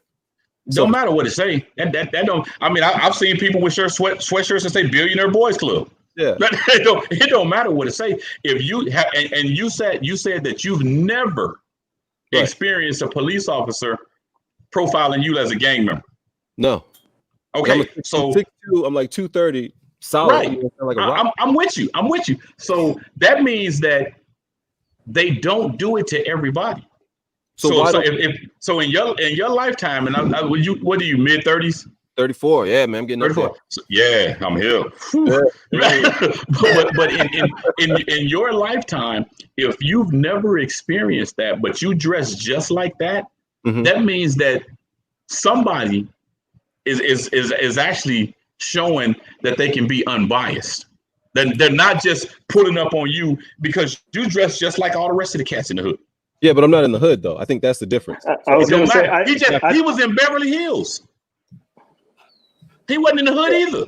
Yeah, so I don't know why, but he was saying it was because of the hats. Like I said, I've never experienced. I've been through Beverly Hills. It's not just the hat; it's because of the black. But I've been through Beverly Hills. I go out to Beverly Hills. I go out to Oceanside all the time. You're proving my point, Tim. What I'm saying is some cops are unbiased. They not pulling you over just based on what you look like. So what I'm telling you is that if they can do it in 34 years, all of them should be able to. Go ahead, Mr. Jasir. Go do your thing. Let me make this clear, man, because this goes back to what I said about when I mentioned the slave patrols. This is what I think was the disconnect is. what y'all think y'all missing is that, particularly with my story, if you don't know that the Ku Klux Klan was recruited to come to LA as police officers in the 80s, in the 70s. They were recruited to come out here to Los Angeles and become police officers, particularly because the South, my mother came from Louisiana, my father came from Arkansas. People were migrating out this way to get away from the South. So they recruited Ku Klux Klan members to the police departments where we were coming. Now, remember, I told you this police thing began as a slave patrol, brother. I will provide you with the proof if you need. I will definitely give it to you. But it began as a slave patrol. And the only reason why I'm mentioning that is because it's the psychology and the mentality that comes along with that has not changed. And America is still America from 1619 to now. It has not changed. It's only gotten modernized. Well, 1776. But yeah, I get what you're saying. I'm saying 1619 from when my people got out of slavery, yeah. Those boats. Okay? 1776 had nothing to do with me and you because we were still on a plantation then. Mm-hmm. Well, I'm just saying, it was a joke. That's when it became a country. I get you. I get you. But I'm just saying that this particular profession as a police officer began as hiring the poor white population and including them into the slave trade by allowing them to catch the slaves that ran away. They were actually, I can show you their badges and everything. So, we'll look. So, were they doing that in England? I can't think of the guy's name who actually created Lumpen. I'm worried about the United States because slavery was here in the South. My mother lived on a plantation. So I'm talking about right here. Well, what my point is, I'm not going to divert the attention to England. That ain't got nothing to do with what we're talking about. It has everything to do with policing because there's a guy in England who started modern day policing. But go ahead and finish. Again, go ahead and finish. Remember, the English people were sent here to be the slaves. The people who captured the slaves and to build America. That's where they came from too. They were sent here. The worst of their society was sent. So let's say that everything that you're saying is correct. You're saying that what does it have to do in 2020 when you have a bunch of black police officers, Hispanic police officers, where law enforcement has changed, especially demographically, than it is back then? It hasn't? It hasn't really changed. It hasn't really changed. And I'm going to go back to my brother's point previously to answer yours too at the same time. When he asked about, well, why didn't people get why they didn't get loans to open businesses? Why they didn't do that? You got to remember, man, we're talking about people who came from the South. They weren't forward thinking. They weren't thinking as far as businesses. They were just thinking about survival. You're implying that they weren't smart enough to know to set up businesses. Is that what you're implying? I'm not saying that. That's not what I'm saying. Oh, okay. Just making sure. That's not what I'm saying. No. What I'm saying is that most people in that era were just happy to get an education, to get into school first. And then to get an education, then to get a job. It wasn't the other way around. It wasn't to start a business, or it wasn't to go to school to start a business. They were telling people, we always got told, and my mother and them got told, that you get an education, get a job. That wasn't the way we were raised. There's only so many entrepreneurs in the world. Everybody's not going to be a business owner. If there was, then there would be nobody working the jobs. So somebody has to work, and it's a lot of mentality that comes from the South that's not forward thinking like that. It's just not the way they think. And when they came from plantation, when they just got off of the cotton fields and coming to LA, they're not thinking about businesses. They're thinking about surviving. And that mentality spread through the early 80s into our generation. I think what you're saying is it's subjective, right? Yeah, I'm pretty sure that you're shaking your head, but see, all my family. This is so sad. You said Louisiana. It is subjective, right? Because no, it's not. It's reality, brother. This is not a subjective situation. It is subjective because my family comes from South Carolina. Right. Same with so it is subjective. So it is subjective. You're an anomaly. Not every black person gonna have astronauts in their family. You're an anomaly. That's not gonna happen. I bet you can't name 10 more of them right now. So wait. You can't name 10 more what? Because I don't know. I don't know your background like him to have astronauts in their family. 10 astronauts in there. That's not what we do, bro. That's not our situation. That's not. Well, I mean, astronauts are very you said that it's the thinking of people from that time, and I'm telling you, we don't all think the same. That's the whole thing that what you're trying to do is you're trying to monopolize. This is the black thought. This is what black people think. And all I'm saying is I'm okay with your experiences. Is what I'm saying is they're all subjective, brother. That's all I'm saying. But y'all taking what he's saying as 100%. And you can't include everybody in a situation. But what he's saying is reality. That there were no black business owners in the 80s? It's not that there were no. See, you guys are, like what I'm saying, y'all going to the extreme from what he's saying. There were successful black people. There were, I mean, and it go, but at the same time, what he's telling you is correct, man. When you have to survive, that's not what you think. You guys are numbers guys. So you guys probably know how many new businesses failed in the first 5 years on a percentage. If you can't afford to fail, how much time do you have to start a business? You got to get a job because you got to eat. You got to, you know what I'm saying? And that's all. He's not saying that. You have to start a business. Yeah, but if people weren't brought up to think like that, Tim, you thinking how Tim thinks and how Tim was raised to think. And I'm telling you, this is just things that I've observed, you know? And so, like, let me ask you a question. Invest. I do a lot of investing, but I was never taught how to invest. I was never taught how to flip a house or anything like that, but I learned how to do it. I sat down and read how to do it. I mean, you have in your pocket right now the mindset that everybody can do what you can do. I'm not saying I never said that.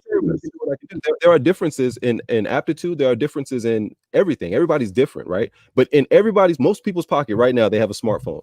With that smartphone, you have access to unlimited information. If you don't know how to invest, you can watch a YouTube video on it. You don't know how to flip a house? Do that in 85. What if you don't have money to invest? You can look at all of the.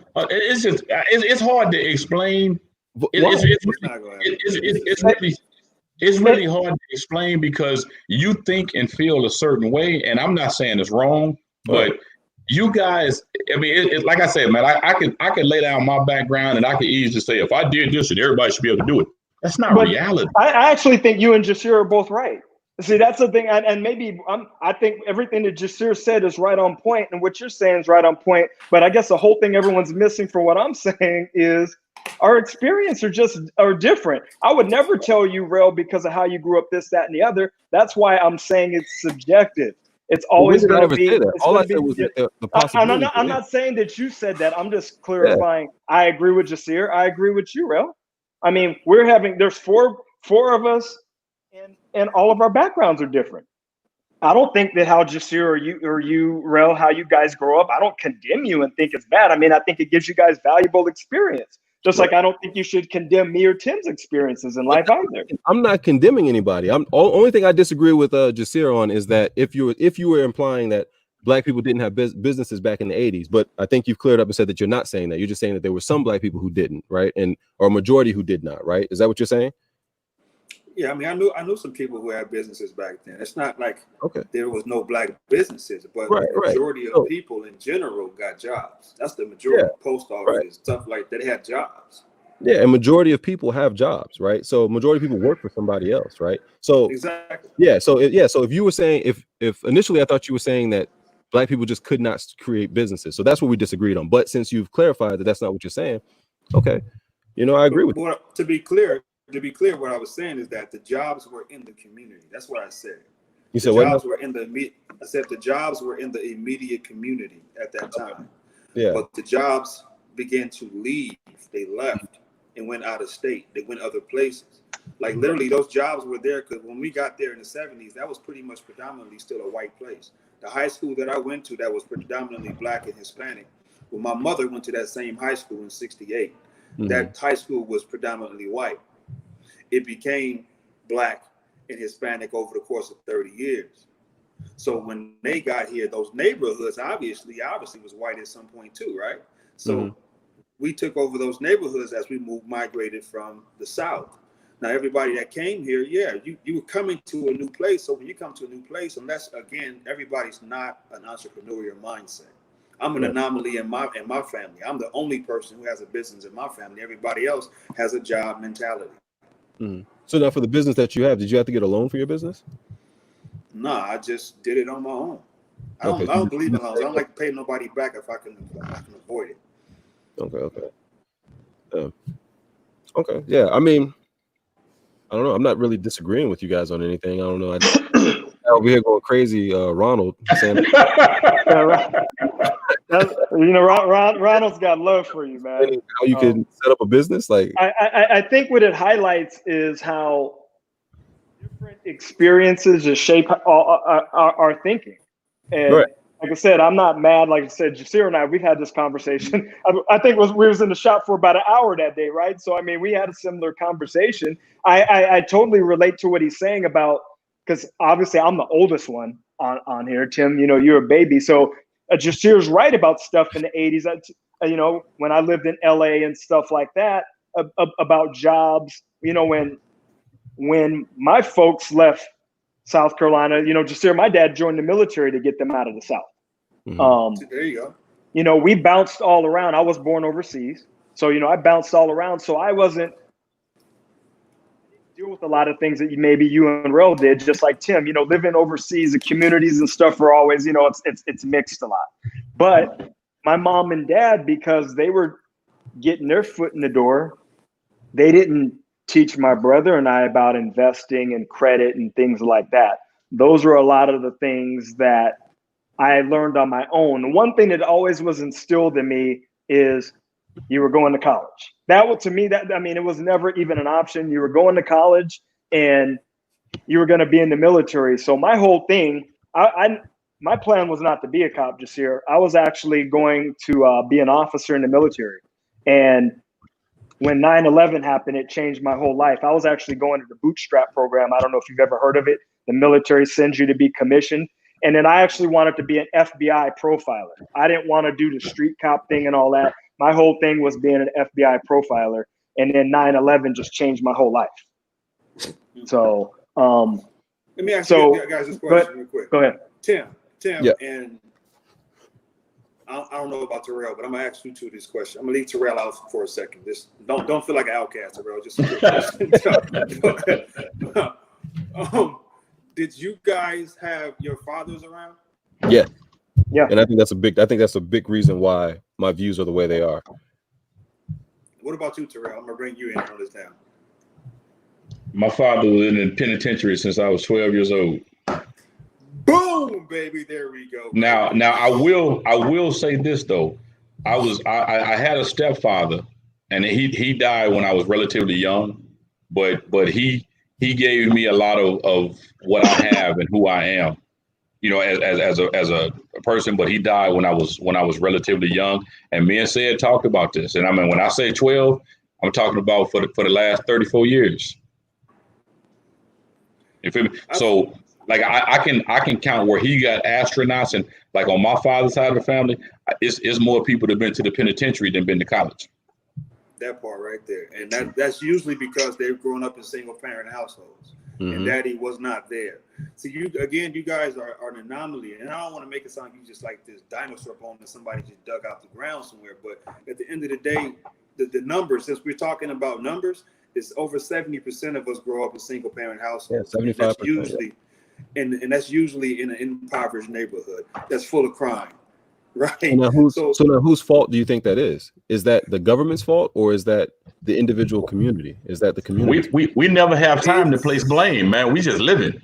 Well, I'm asking you right now. Exactly. Whose fault do you think it is? I can tell you. I think it's it's partially the government's fault. Why? Because the welfare reform came in the early 70s. They removed the man from the house. Prior to that, during the civil rights movement, we were in the house with our parents. You're right, but we also. Are you a Republican then? I'm assuming you're voting for Trump, right? I don't vote at all. Okay, it's dangerous. Just here, real quick. So my dad was around. My parents divorced when I was 14. So from 14 on, it was my mom. That's how we ended up here in SoCal. Because I'm from Northern California. So when my folks, divorced, remember, I don't know how long you've been out here when Norton Air Force Base was open. So that's how we ended up down in San Bernardino. How old was your older brother though? My brother is 9 years older than me, but he joined the military. So he wasn't really around. It was just my mom, and my mom was working 2 or 3 jobs. But I get what Jasir's saying. I already had that foundation. So I 100. But when you're saying it's the government, is it the government's fault that us as black men, because these are statistics that I'm sure you're well aware of because you just touched on some of that, we also we create a lot of kids and we're not in the family. We do lead the nation in single parent families, right? You know that. So you're saying that you think that that's part of the whole thing with welfare and stuff? I'll let you take it. I mean, that's absolutely a part of it. I mean, again, like I said before that, I think in the late 60s, early 70s, we were probably around 26% single parent household. Mm-hmm. We've tripled that. And that's been since the Welfare Reform Act. If you guys seen that that old movie, I forgot, with Diane Carroll, I think it's Claudine or something, where she plays this welfare recipient mother with like 4 kids.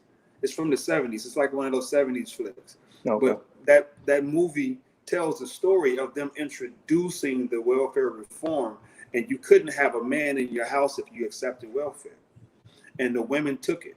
And that began to like remove us out of the household, which, if you guys remember, the 80s was full of women who just lived on the county and just stayed on the county and never got, they on the county 20 plus years till the kids got grown, literally.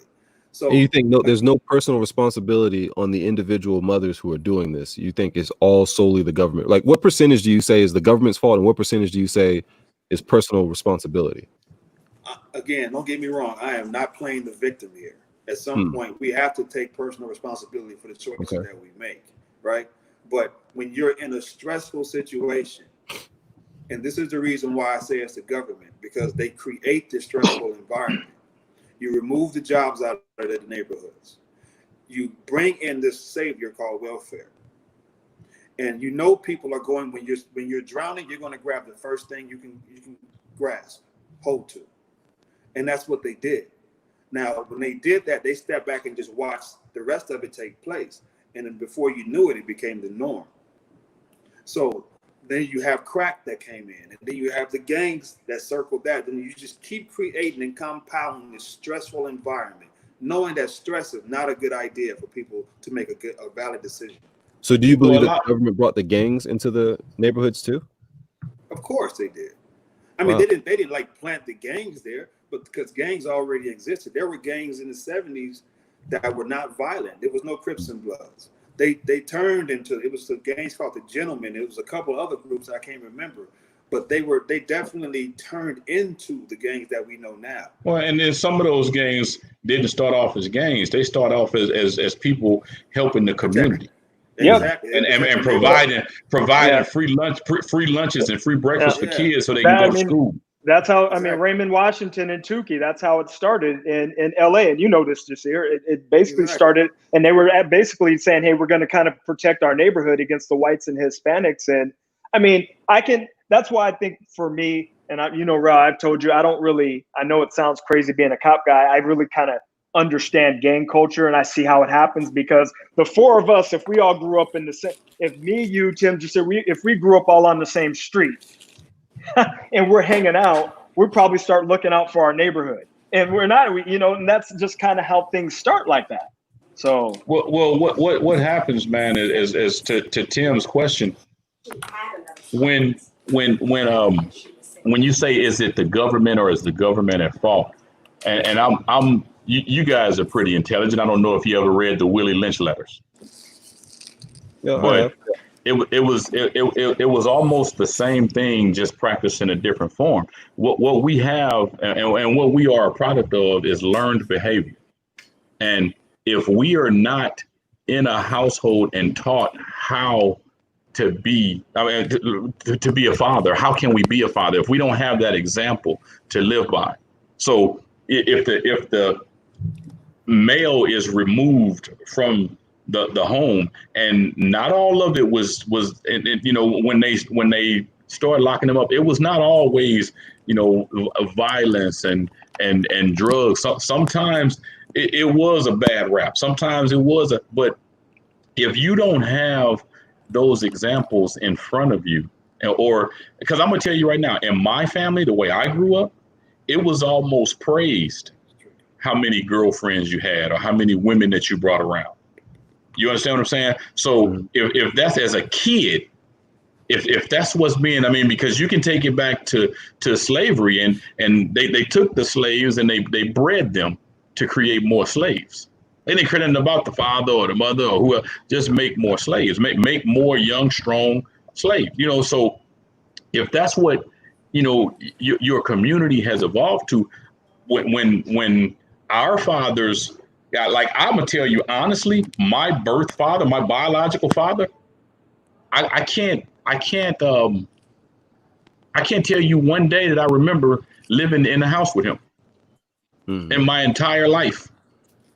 But I can tell you, at the very least, I have 11 other brothers and sisters. Jesus. You understand what I'm saying? And only and only 2 sets, me and my brother, and then my brother and sister have the same mother. So everybody else got a different mother. So this is what I see. This is what is praised within me. But this isn't, and I can't speak to exactly how it happened with the government or the system back then, because I wasn't here. But from what I see and what I can tell, I mean, yeah, they you know, you have people who they do wrong, they break the law, they live, but like Jasir said, one of his key things is sometimes we just trying to survive, man. Where other people plan for vacations next year, we like in all honesty, and I may say it when I was relatively young, man. Like we was in tech school out of basic training around the same time. I'm 18, 19 years old when I get out to California, and from where I came from, if I lived to be 25, that was an accomplishment. You know what I'm saying? I got 2 brothers that was killed, one 19, one 21. They didn't make 25. Right. So you look at what we see and what we experience and everything that goes on around. We didn't have examples. Like you said, you taught yourself, and that's commendable. But it's a lot of things that we had to learn the hard way. You know what I mean? Like I told Say, in all honesty, man, my whole life, you know, I had never lived in a house. So what I know about cutting grass, I ain't never had to cut the grass. You know what I'm saying? Like I didn't have to take care of the lawn, because I, like, in St. Louis is different than California. The way, you know what I'm saying? Like, you know, we had projects and all that stuff. You know, like what you see Cabrini Green in Chicago. You know, St. Louis is we in the Midwest. So you know, it's a lot of things that we didn't have. So if I don't have a house, if my mom didn't have a house, how am I going to learn or even know that it's an option for me to know how to buy a house and understand how to invest my money and where to go forward? So it's cyclical, basically what you're saying. And it's funny because Ray at the barbershop called me the other day and we were talking. He goes, "Sid, you don't realize that most people, they don't even know the process that to go through." He's talking about most people in our community of just buying a home. And I was just like, wow, because it's something that, you know, that I just take for granted that everyone, you know, everyone's been a homeowner. You know, you just kind of think, you know, someone, you know, around our ages that, you know, but that's not the facts when it comes to our community. And I mean, just listen to you and Jasir, it's a lot of things handed down. And yeah, why do they put check cash in places in the hood, but no banks? Damn, man, I can't hear what he's saying. You know, so when we young and black, I mean, some people don't even know how to write a check. So you have people who are now 60, 70 years old, have never had a bank account. And Ray, go ahead. Sorry. Ray, I was going to say. Oh, you're going to talk about life insurance? I was going to put a plug in there for life insurance as well. Or even just a living trust, you know, or a will. Like you want to make sure you have a will. You want to make sure you have a living trust. Definitely want life insurance. And when you pass away, we're all going to pass away. Pass that down to your kids or next of kin. And I think, you know, and I'm sure if you talk to Ro, that's something that's probably not handed down. And Jasir can comment on that too. Can you hear me, Jasir? Yeah, I can hear you. Okay. No, because most of us couldn't care less what people got to do when we go. You have so many black families, people got to cook chicken and fish plates to raise money to bury you. You You know, talking like I about life say, insurance? a lot of, when I was working in neighborhoods and obviously, gang violence, someone getting shot or whatever, there's always, like you're saying, a cookout or a car wash, right? There's always a Yeah. car wash trying to raise money and just hand it down to me. Hey, you know what? You got to have a will. And, I don't have a will. So I went and, I have a living trust. And knowing that you have to have life insurance and things like that because someone's got to pay that leftover when you ain't no longer here, but those things are not taught in our And community. I was just gonna say what Angie said. Y'all just talked about how many black men go to prison. Do you realize you can't get life insurance as a convicted felon? I didn't know that. Now, is that nationwide or is that just in Missouri? Now, Angie's a licensed insurance agent for a lot of different states. So she took the test, and the test is the same everywhere. So no life insurance if you've ever been convicted with a felony? I said it was. Wow. Tim and I. But here's the thing. Here's the thing, though. But life insurance companies will still sell convicted felons life insurance, knowing that they'll never pay it off. There's no clause to that. Like they don't have to disclose that. I'd imagine there'd be some legality for that. If they sell you, you told them. But look who we talking about, Tim. No, you back to talking to the people who are not informed. Like I just told y'all, some pretty educated brothers. Y'all didn't even know this. Right. And you see the look on my face. Yeah, I'm like, for real? Yeah. And Terrell, you already know how I feel about the whole felony thing. I think it's ridiculous. I really think unless you did a heinous crime, something with kids, murder, killing someone, and depending on the circumstances. Like I said, I'm kind of liberal. I'm liberal on some things that I just think that someone for the rest of their life because they've been a convicted felon. Out here, Jasir, you remember back when we were younger, it was just CDC, California Department of Corrections. Now it's CDCR, California Department of Corrections and Rehabilitation. Well, where the hell's the rehabilitation? Right. If you can't get life insurance, damn, Terrell, thank you for letting me know that, bro. I got some. Yeah. Wow. Yeah. But it's a lot of people that don't, and they still buy these policies, and they pay in these policies and paying these policies, or they mama paying in these policies. There's dudes in the penitentiary right now. Their mama's paying life insurance policies, so but it'll never be paid off. Going forward, what do you think make the change to where? I guess you guys are calling Tim and I like dinosaurs or anomalies or whatnot, but I tend to think there are probably more of us than people think. We just don't hear. It goes back to the media. It's not that you dinosaurs, because that's what I'm trying to raise my kids to be, so that they're more educated and they're more understanding on what options that they have and what they can achieve. And that's why they're going to, like, my daughters are all between me and my wife, we have 7 kids. 6 of them college. The other one's just a freshman in high school. You understand what I'm saying? So we teaching them that you educate yourself, and we have to educate ourselves generationally going forward, and we have to continue to show our kids. Like my goal, my simple goal in life is for my kids to be better off than me. And then if they have their kids to be better off than them, then that's the only way we can improve it going forward, in my opinion. No, I agree 100%. And I'll throw another little plug out there that I'm thinking about it. So for individuals who want to invest in real estate, but they don't have a lot of capital, there are these things called REITs, right? You can buy real estate investment trust, but there's also an even easier way to do it too. You can invest in a company called Fundrise. So what Fundrise will let you do is you can contribute monthly or, whenever you're able to contribute, and you buy fractions of pieces of real estate. And you can get a pretty good return. I've been doing it for almost 2 years now, and so I think I average about 8% annually. So it's just something to think about. If you have instead of putting money in a savings account, which is you're losing money with inflation, put your money in a REIT, or put your money in Fundrise. Just want to put that little plug out there. Yeah, I appreciate them little tidbits. Yeah. Ronald said it's a waste of money. I don't know why he would say that. What's a waste of money? I guess it just popped up. He says always. I mean, I have a REIT. I have a REIT too. It's through Vanguard. Yeah. One of the stocks I actually have is a REIT. You put your money in a savings account and get a 0.07% interest, or you could put your money in a REIT and get 8% return annually, or 9% return annually, or you could buy a mutual fund, right?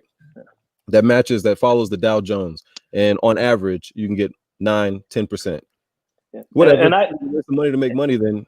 And, sure. and I think that's one of the things that's actually lost with our people too, because that's one of the reasons why Tim and I connected, because we both are like investors.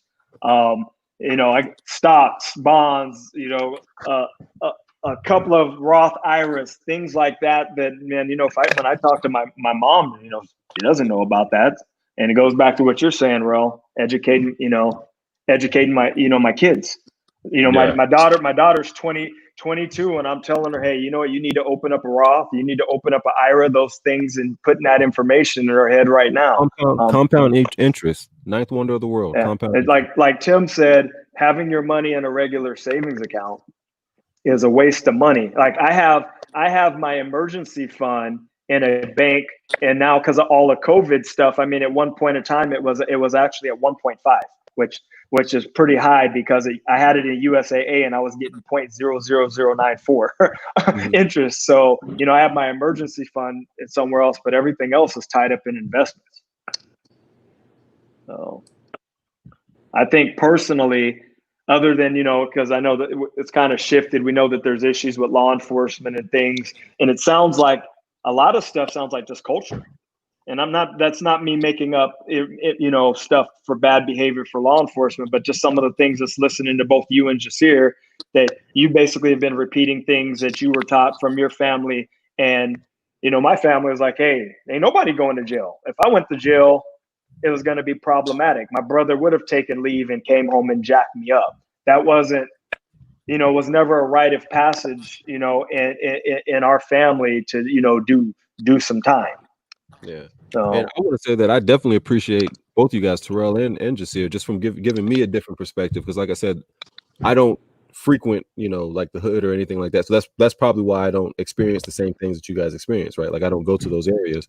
So there's no reason for me to be in those areas. So I don't feel bad, man. I don't frequent them as much anymore either. Well, I'm saying you said you grew up in them, right? Yeah. So it's hard to miss in St. Louis. Yeah. So that's what I'm saying. Like, I'm not trying to downplay the experience or anything like that. I'm just saying, I've never been in those areas like that. I don't have the same perspective that you guys have, or the same experience that you guys have. So hearing it, I definitely respect hearing it. You know what I mean? And kind of helps me understand and see kind of different people's points of views, which I think makes you a better person when you're able to see others and understand their perspective. Definitely. Yeah. But we have been running for 2 hours. So I don't know if y'all have anything else. Jasir's trying to say something. Go ahead, Jasir. I was just going to say that, and I appreciate your perspective on that, Tim. It's a refreshing idea. I was having this conversation last night with somebody. It's a female who's not necessarily from my side of the tracks either, and we tend to debate this a lot. And I always tell her, I don't need you to understand where I'm from and where I'm coming from, because you will never understand. It's impossible for you to understand if you never walk this walk. Mm-hmm. But if you empathize with it, then we can meet in the middle with a decent conversation and come to a common ground, some commonality to it. But as long as you think that you have to understand, and I appreciate you even trying to, it's not going to happen. Because you're never going to understand that until you get behind, like for y'all too, until somebody in your family or you yourself get pulled over and you're in that predicament. Right. And that happens to your people, then you'll start being able, okay, well, I get it. But as long as we can have this dialogue, because I appreciate you guys' background. I wish I had my father in my life. I wish I had someone pushing me. I was very good in sports myself, but I didn't have nobody helping me to guide me when I make those wrong mistakes. I wish I had the background that you guys talk about sometimes, but sometimes I don't, because what my experiences is what made me who I am today. Exactly, yeah. But my path is my path, and you guys' path is your path. Doesn't mean that we all have to equally see it the same way, but we can have human empathy for somebody else's path, and don't try to judge someone based upon what you don't know about. No, I yeah, agree. 100. Hey, just here, can you hear me? Yeah, I can hear you. And it's funny what you're talking about empathy. One of the things I thought, I often think about now, because I have a son who's 13, right? And I said, so how am I going to react if that situation, like you and Terrell talk about, happens with my son when he's old enough, right? When he's driving. Because obviously, unless maybe I go somewhere in the Midwest, I think everyone's in agreement. I'm probably not going to get pulled over, in California and probably get harassed by the police since I still carry, the retirement badge, right? So I think more so, Jasir, touch on the empathy I do get, brother, because now I go, well, how am I going to react if it's my son now? And knowing that he says, no, daddy, I didn't do anything, and this cop pulled me out of the car. I feel you. I can honestly say to you, bro, I feel y'all on that. So thank you, man. I appreciate both of you, man. Yep. All right. Yeah. So Terrell, I don't know if you got any last words. No. I'm all talked out, man. Y'all, it's almost 11 o'clock in St. Louis, man. Y'all got me. Yeah. All right. Well, hey, I think we had a good show. Go ahead and end it. Said if you want to end it, man. Hey, thank you guys again for tuning in to check us out. Hey, we'd also appreciate if you guys subscribe to our YouTube page, smash the like button. The more followers we can get, the more opportunities that we all get to have this type of platform, because it honestly makes me feel good that we get 4 brothers on here that could get into the debate and none of us are mad at each other and calling each other names. I mean, this is the second time I had a dialogue with my brother Jasir, and honestly, if the brother needed something, I'd have no problem helping my brother out, because he's still a brother, even if we may, like you said, be on different sides of the tracks, right? And, Rel, you and I, you like my brother from another mother. So, I always got love for you, Tim. I appreciate it. So, yeah. Oh, dang, guys, I don't get to be a brother. Everybody else is a brother. I said, man, I appreciate you. I said, you're my brother too. You're my brother too. But all of you guys, please subscribe to the YouTube page so we can continue to have these type of platforms and these discussions. I think that they're extremely helpful. So. All right, guys. Take care, fellas. All right, y'all take care.